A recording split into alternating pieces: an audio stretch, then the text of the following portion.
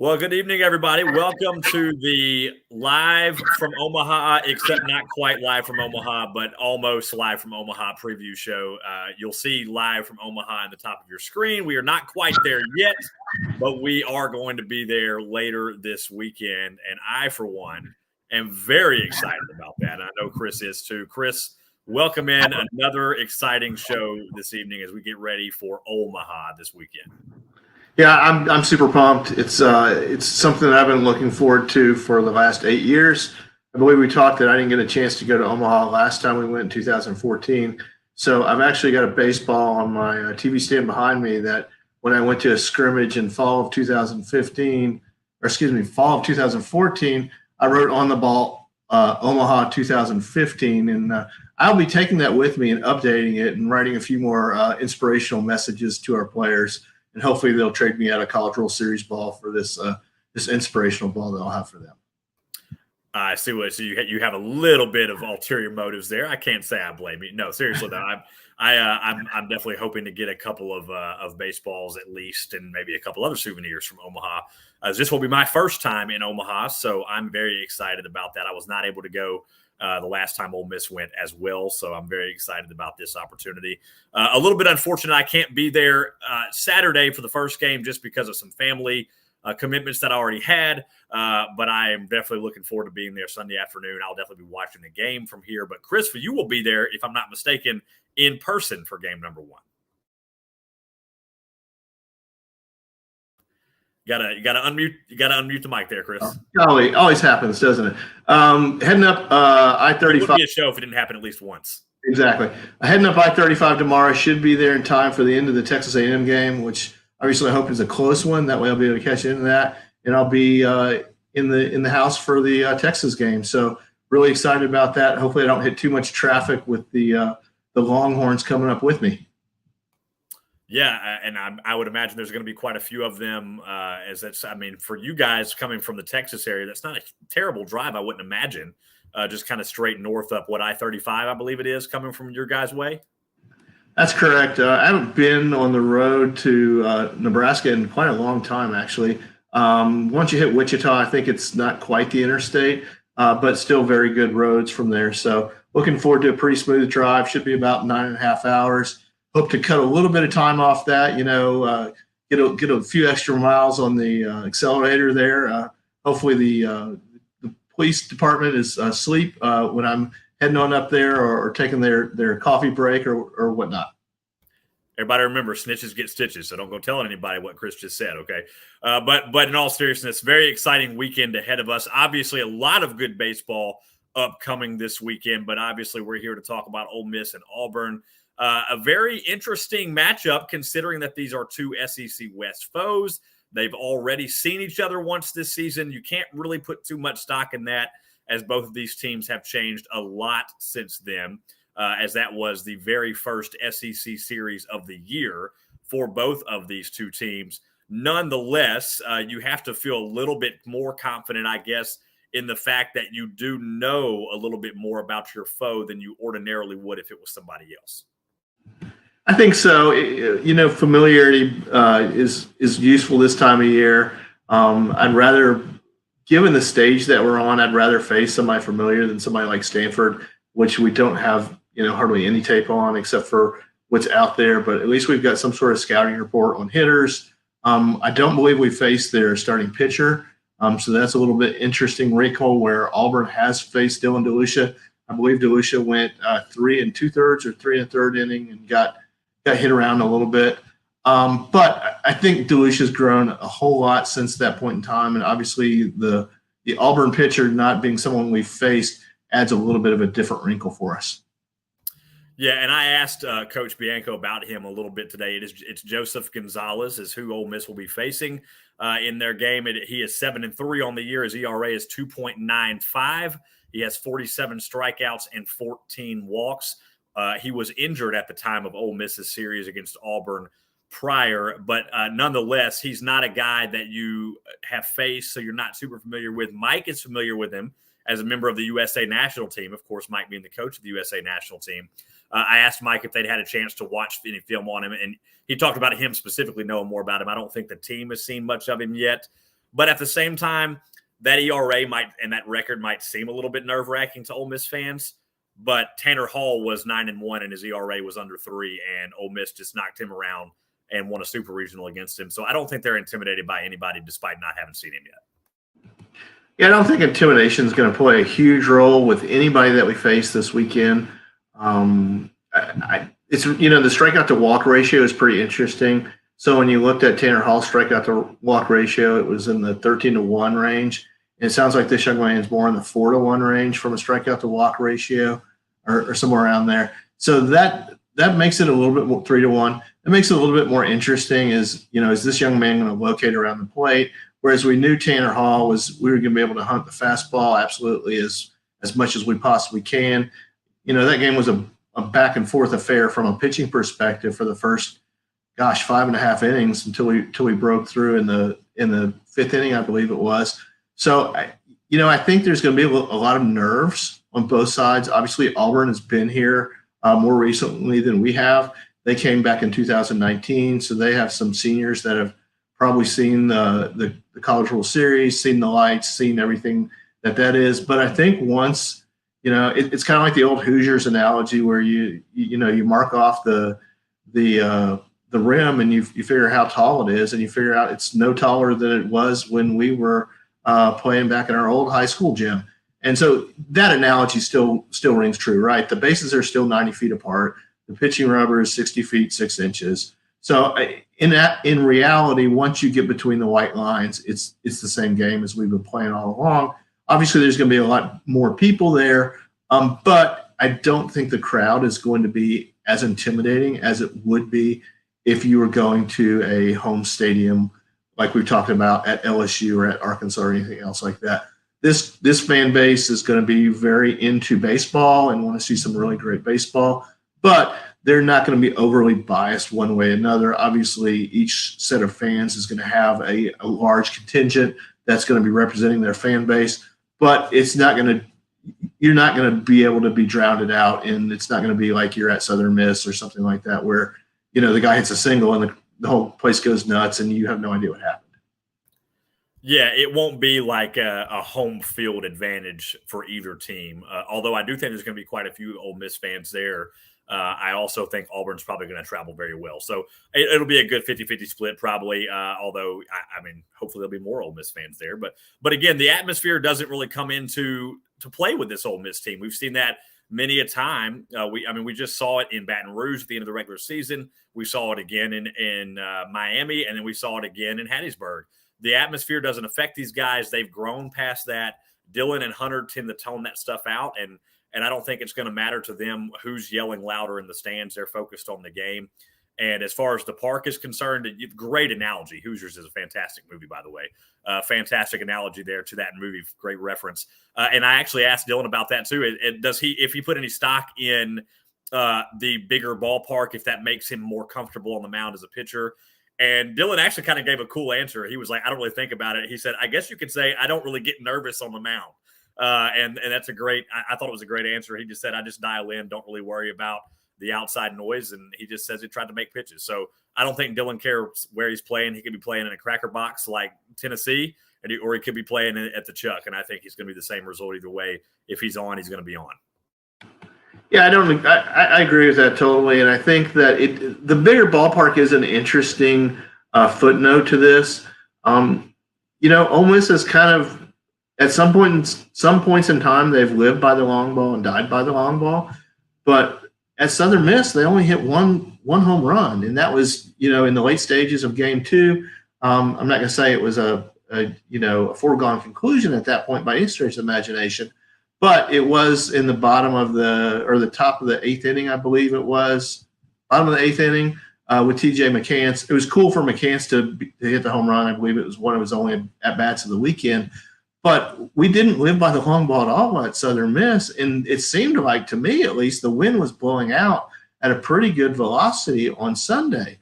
So it will be interesting to see how the park plays for Ole Miss and for the other teams. I'm interested to check out batting practice on Saturday afternoon to see how that plays and to see if we're hitting the ball out of the yard like we did at Southern Miss, or whether it's, a lot of line drives and pop-ups, or in the end fly balls that end up going into center field or right field to die kind of deal. Yeah, and conversely, to your point about Ole Miss living and dying by the long ball, Dylan DeLucia in particular, out of the two hurlers, where he's been hurt this year is via the long ball.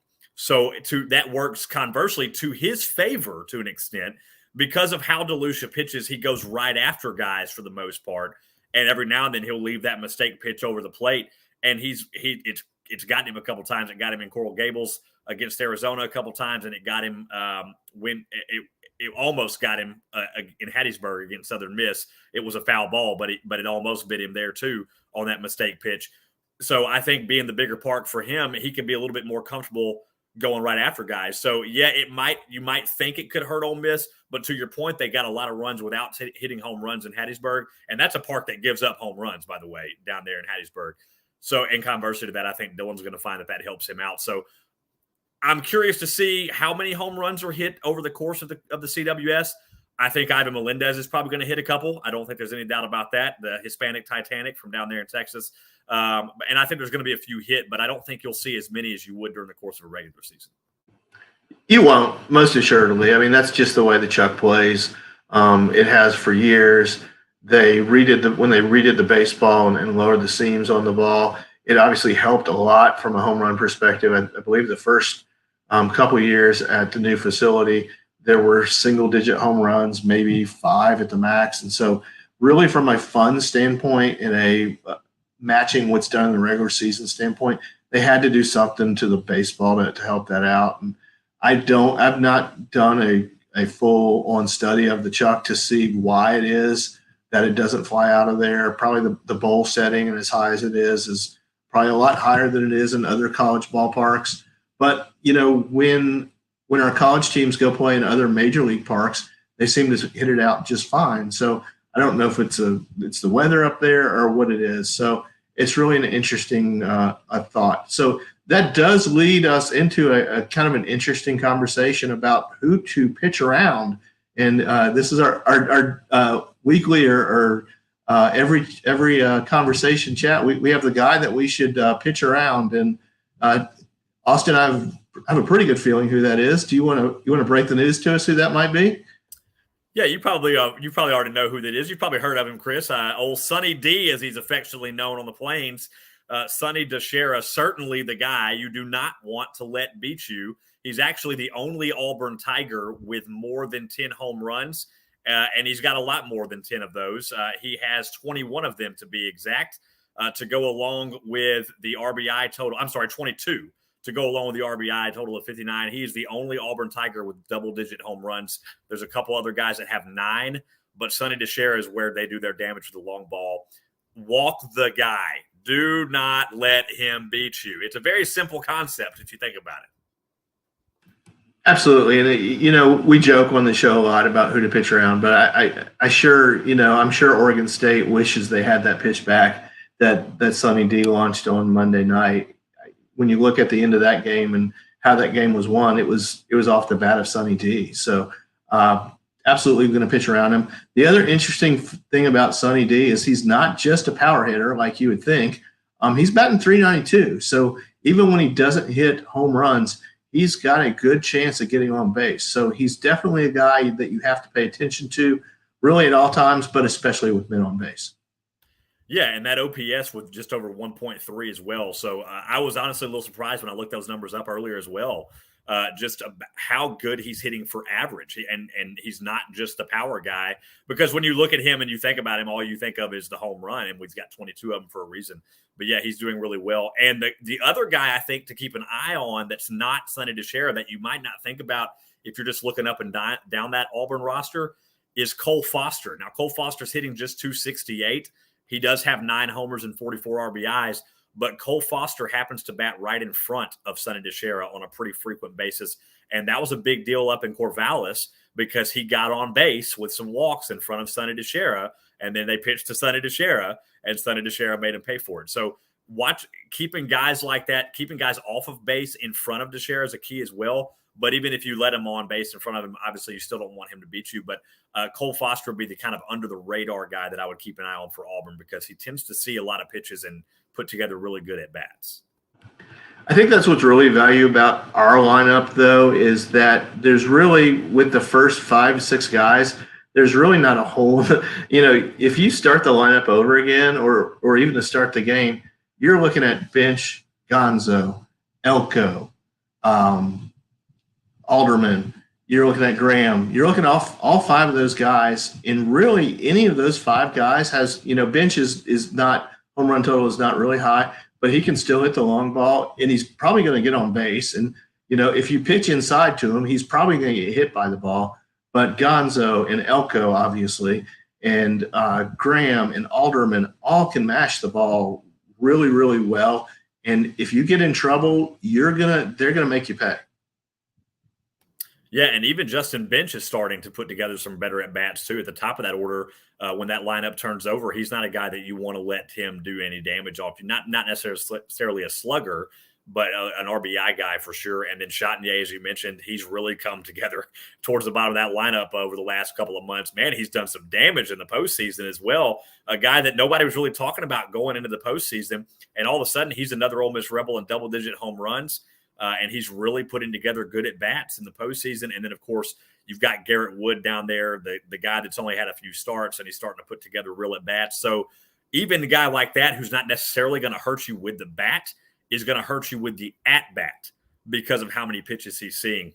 So, yeah, I think there's far up and down the lineups of the two teams, you would think there'd be, on paper at least, there's less holes on the Ole Miss side than there are on the Auburn side. I totally agree with that. And I just – and, not from a homer perspective, but just from seeing that lineup day in and day out. And Mike was asked in the press conference, he talked about, the reporter asked about Gonzo and Elko, and then, asked to mention the unsung heroes of the team. And it's, as someone that watches Ole Miss baseball all the time, I was like, good gosh, I can go up and down the lineup, and I don't think they're unsung heroes per se. I just think they're guys that are, absolutely 100% part of the team. And maybe if you want to look at an unsung hero so far this postseason, maybe it's Garrett Wood. But when you look at, it's hard to say Bench is an unsung hero. It's hard to say that Graham is an unsung hero or Alderman's an unsung hero.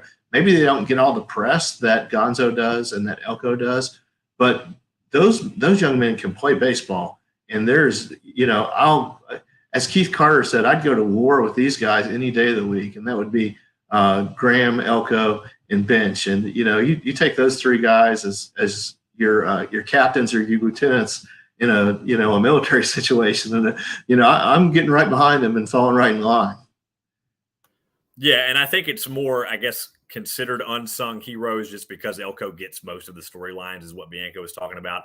But yeah, like you said, everybody's doing their part. And I remember it was Mike back in Coral Gables, he talked about, to win in the postseason, your stars have to show up, but the guys who get put into these situations also have to do what they get put in the situation to do. And that's what this Ole Miss team is doing more than anything. And I think that's really the bigger story of the postseason than anything, is everyone who's getting thrown into a situation is taking care of business, particularly the bullpen with Josh Mallett, who's really come on strong this year, and Brandon Johnson shutting innings down. And then the 2 starters, of course, with Dylan and Hunter. The pitching staff has been more of the hero almost than the offense, because they're keeping leads intact, and they're also leaving the games close. If the other team happens to have a lead, they're not giving up so much damage that Ole Miss has a struggle to get back out of it. So it's really amazing to see how this team has just completely turned that 180 from where they were earlier in the season to where they are now. And everybody's just coming in and clicking on all cylinders. There's no doubt. Defense, as the old expression goes, defense can win a lot of games and in championships in general. But, the other thought process is if you keep your opponent off the scoreboard, you've got a really, really, really good chance of winning the ball game, especially in a baseball game. Given our lineup, if our pitchers can do what they've done the last 2 weekends this weekend, we've got a really strong chance of being really successful. And I firmly believe that. I'm not making any predictions on the outcome of this week that's coming up, but I think that we've got a great chance of going a long way with the mindset that we have. So the thing that I'm going to take from Elko during his press conference was, yeah, it's nice that we made it to Omaha. This is great, but this is not why I came back. And the SEC Network, tweeted out that he said that he was coming back to win a national championship. I'm not going to say he backed it up because results on the field back things up, but he doubled down on that comment again today during the press conference and said, we're here to win a national championship. And so I like the mindset. I like the swagger a little bit.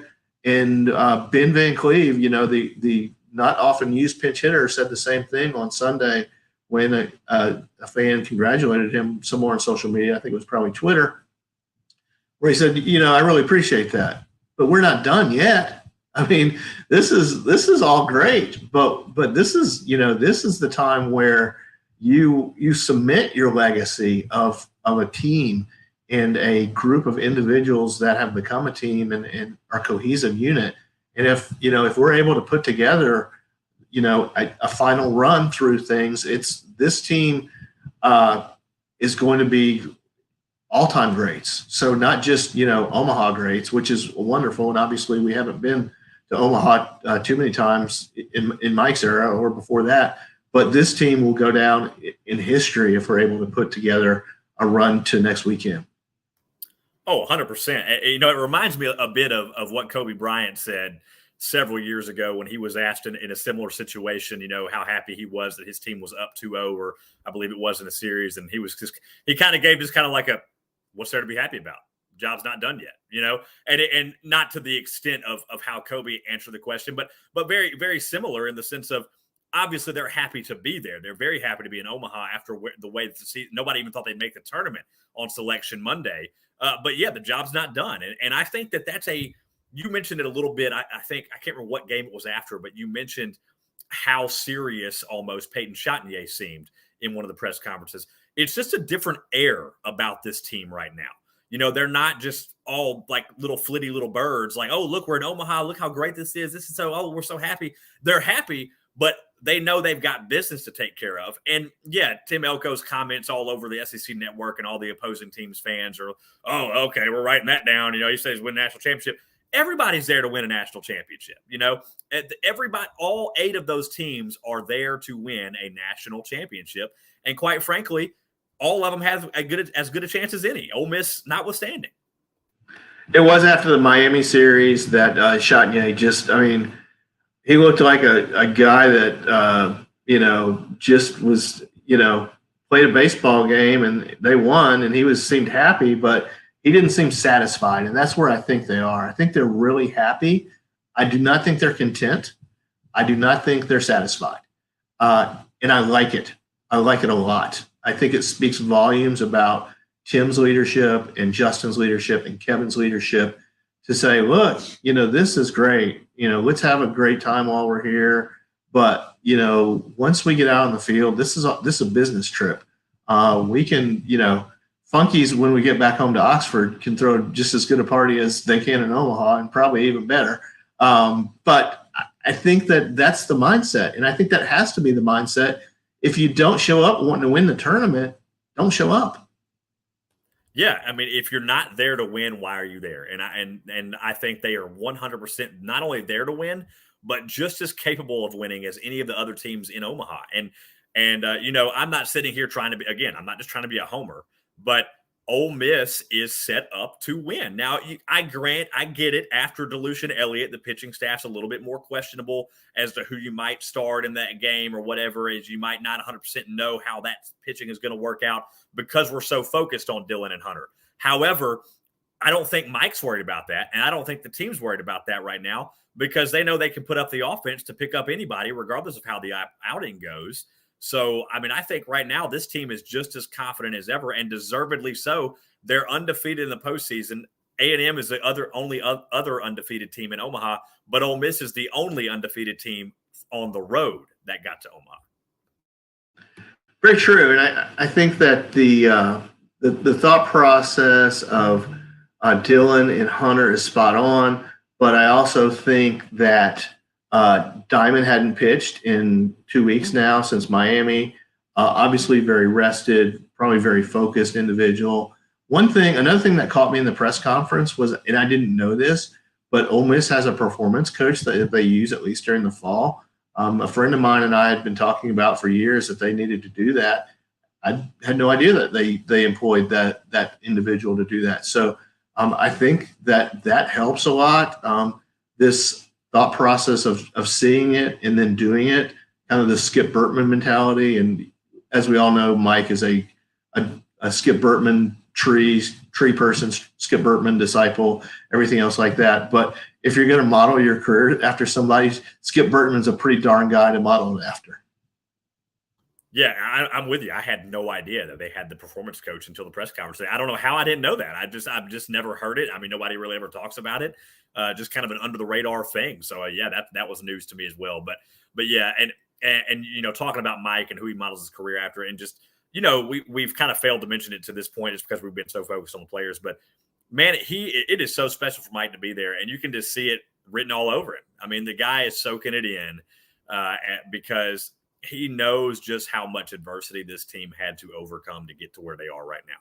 And I think I know we use it a lot. We kind of joke around about how much he said he's proud of the guys, but he's proud of the guys. I mean, he's genuinely proud of the guys. And if you ask Mike any question about the game or what he's thinking about when he's there, what's the first thing he always says? This isn't about me. Yeah, and I think that's a really great coaching mindset. And I think if you look back to the NCAA basketball tournament from this past year, and you look at Mike Krzyzewski's retirement tour, and by no means am I comparing Mike to Mike as far as what Krzyzewski was able to do at Duke, but from a mindset standpoint, they both had the similar mindset. And you never heard Coach K. It was never about Coach K. During this last year. And Coach K, had a great victory lap and everything else like that. But it was never about him for Krzyzewski. It was always about his players. So that was really cool. But, my hat's off to Mike as well. The coaching staff, 7-14, we talk about it. He talked about it during the press conference today. But it's really easy to pack it in at 7-14 and say, look, this just wasn't our year. And we can, we'll get some of the youngsters some reps, and some of you old guys we'll rest you up a little bit, get you ready for the draft, everything else like that. There was none of that, and I'm super proud that they did not give up. And I had a moment that I was able to speak to Justin on Sunday, and that's the one message I shared with him. I said, thank you for not giving up, because those guys, just as well as the coaching staff, could have phoned it in for the last, 9 games of the season and said, yep, that's, your record is what you are. And they didn't accept that. And so Mike kept it together. Hats off to Mike for a second trip to Omaha. The fan base has been really critical of Mike and his ability to get to Omaha. I'm hopeful that this is, while the first one was great, it kind of got the monkey off the back. I'm hopeful that this is just a sign of some really great things to come, leads to some great recruiting classes, things like that. And I hope Mike has a really, really long career in Oxford, because I think he deserves it now. Oh yeah, absolutely he does. And to both of your points there, yeah, you cannot. There's no way you can question the fight that this team had. None. There's absolutely no way you can question it of any of them. Although that came into question on social media, just like you were talking about Mike's coaching being in question on social media. People love to be loud about what they think this team isn't fighting and they're quitting. And I wish you'd lose with a little bit of fight. They were fighting the whole time, and they proved that at the end of the season, and they're continuing to prove it now. And then the other thing about Mike that got, people criticized a lot of things with him. A big thing that got criticized with Mike is his decisions with the pitching staff and how he handles the pitching. And, well, you left this guy in too long, or you brought the wrong guy in from the bullpen, or whatever you see. He has handled the pitching throughout this postseason flawlessly. I have not seen Mike handle a pitching staff the way he's handled this pitching staff in a long time. Just completely flawlessly. I mean, perfect moves with the bullpen, with the starters. Everything has come together beautifully. And the way that he's handled his starters and then who he's brought in the right moments, I mean, it's been flawless. It's been incredible. There's no doubt. And, the funny thing is about making pitching decisions is they're always second guessed, and hindsight's always 20. Monday morning quarterback, whichever analogy you want to use. So it's really easy when things go south to say, "Oh, Mike left him into a batter too long," or Mike did that. And that was one of the funnier moments in the Sunday press conference was when Parrish Alford asked Mike if he listened to the noise or if he heard the noise at all. Mike said, not really. I have a Twitter account, but I don't follow anybody. I don't even follow you, Parrish. That was a pretty funny thing. But what he did say is sometimes I do hear some of the noise. And that's when I walk to the mound and some guy in the stadium yells, "Hey, Bianco, you left him in too long." So I really enjoyed that part of it. And the thing about Mike this year that I've not seen in years past is I've seen a lot more of the personal side of Mike than I have in the past. And I think that he's allowed us as media to see that, which I'm really happy with, because it shows me that I'm just not talking to a coach up there. I'm actually talking to a human being, which I don't think we've seen a lot before in the past. And I can think of, 5 or 6 moments, including that one this season, where I've really seen Mike be really humanistic, which I'm really happy about for him, but I'm happy about for the fan base as well. Yeah, and he was talked today about his family. His entire family essentially is going to be in Omaha at some point this week. All of his kids are going to be there, including his daughter, who wasn't able to make it the first time around. Ben will be there, and Drew will be there, and obviously his wife will be there. Michael Jr. will be there. It means the world to him. I mean, obviously we saw it in Alex Box was kind of the big moment that we all really saw his human side, and just the person of Mike Bianco instead of the coach of Mike Bianco. And I think that that's big to see. Okay, these are people. We treat them like a certain kind of figure because they coach our favorite sports team, and we want them to succeed. And when they make a move that we question, we get all up in arms about it. Well, you know what? I would probably make the same stupid mistake if I was out there, because I don't have a clue what I'm doing. And I haven't been doing it for 20-something years, and I don't know the analytics and the ins and outs like they do. And everyone's going to make mistakes out there. And, God forbid they put me out there in Mike's shoes for one game, because Ole Miss would probably get beat 30-0 with the mistakes that I would make unless the players just picked me up. So it's been a great to see Mike be humorous, crack a few jokes in the press conference, because he's such a serious guy most of the time. So just to see him, he was picking at a couple guys today, kind of picking at them with the questions they asked and just goofing off. And that's not something we're used to. So I feel like a more relaxed Mike Bianco over the last couple of weeks. And I mean, how could you not be? They're 5-0 in the postseason and in the College World Series. But I think that goes a long way with the players too. When the coach is intense, how could they be?